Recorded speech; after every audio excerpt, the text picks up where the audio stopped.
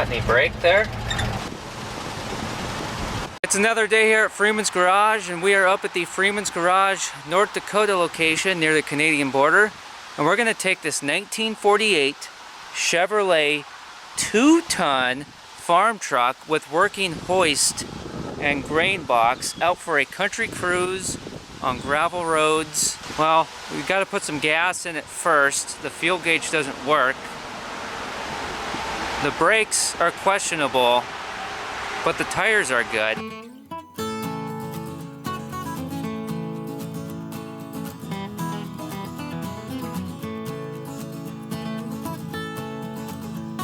Later in the video, we'll activate the hoist and raise this grain box up high in the sky. And that's not pie in the sky, we're actually gonna do it.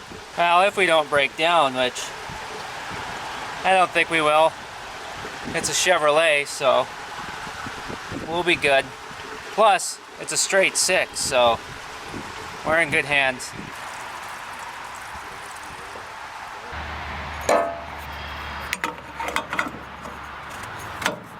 This rig belongs to my old man, my dad.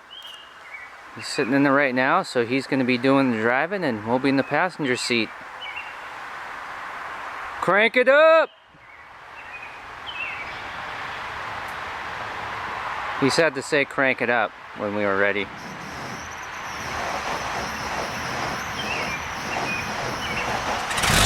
There we go. That starter spins over slow for some reason, but she's ready to rock and roll. Let's hop on in and let's just relax and just enjoy this truck for a few minutes.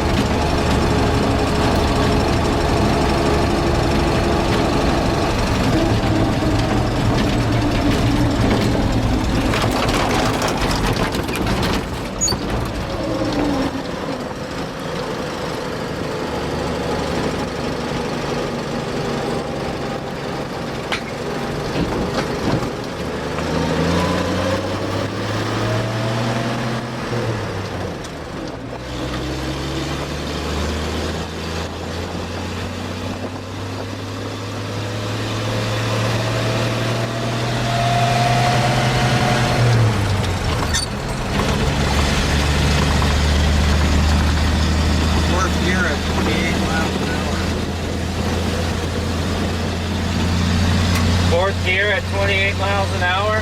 Yeah. Sounds about right.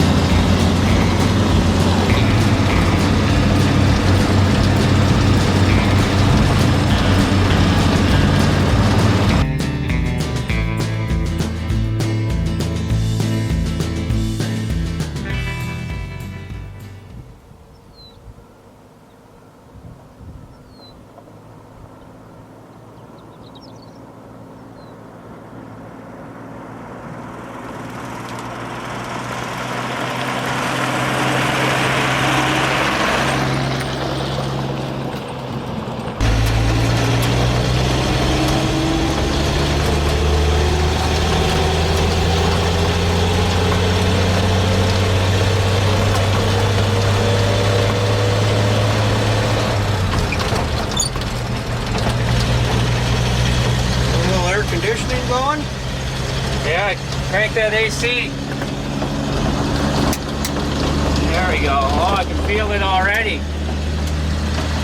Frigid air. If it was 1948 and you were a truck driver and you hauled groceries from Los Angeles, California to Bakersfield, California, and you were sitting in a roadside cafe and another driver told you, hey, you got to get on with the company I'm with. They got all new trucks and they got the cabs with the vents that open. Oh man, does it feel good.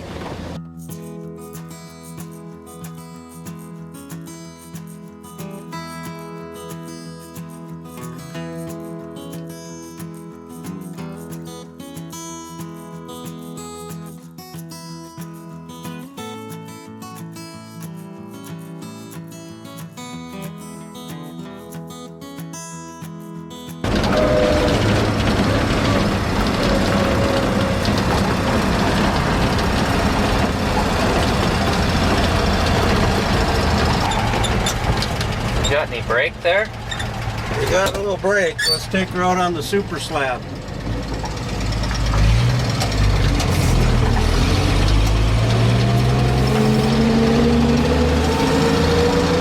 If we can maintain minimum speed limit. Second to third at 13 miles an hour.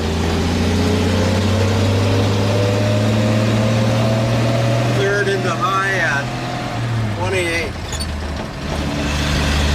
if the speedometer is accurate. It's a General Motors product, it's accurate.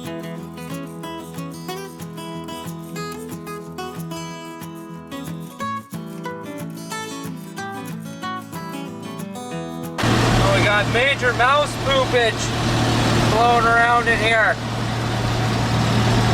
I guess the air conditioning is a blessing and a curse.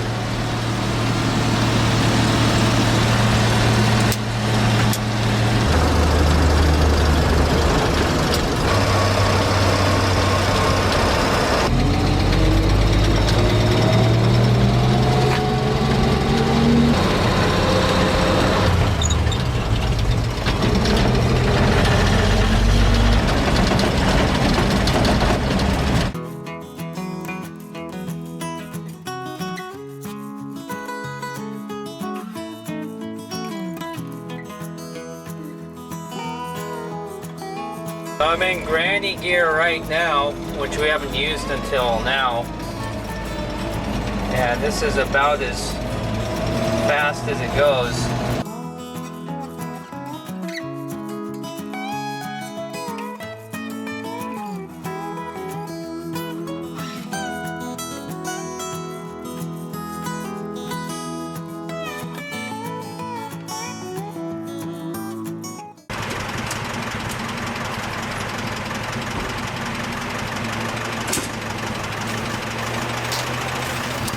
Come on, I'll show you how to use the PTO in the grain box. The engine needs to be running, which it is, and this is a 235 cubic inch, straight 6 by the way, don't think I told you yet. Make sure you're neutral, push your clutch all the way in, and pull your PTO all the way out. Let the clutch out. Okay, I just heard the PTO engage. Now let's hop out.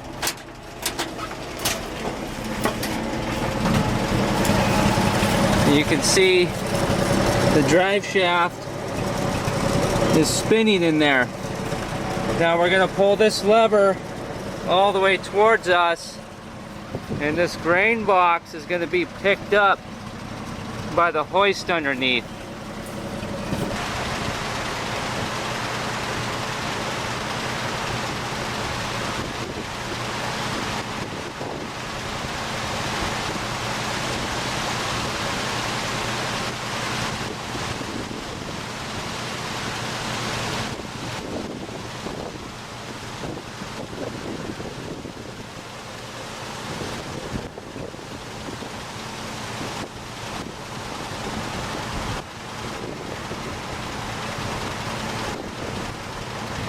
And you put this lever back into a neutral position, That way there's no pressure on the hoses or anything.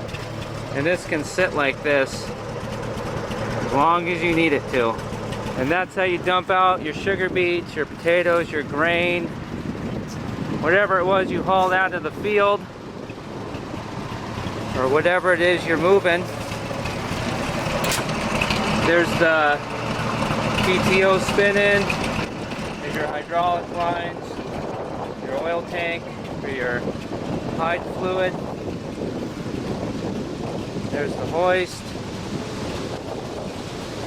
And that's what it looks like from back here. You got a small door here. You can take this whole back piece off. Yeah, that's how you did it back then. Fully loaded, maybe 25 miles an hour, all the way to the pile. To set the box back down, we take this lever and we just push it all the way into that direction and leave it.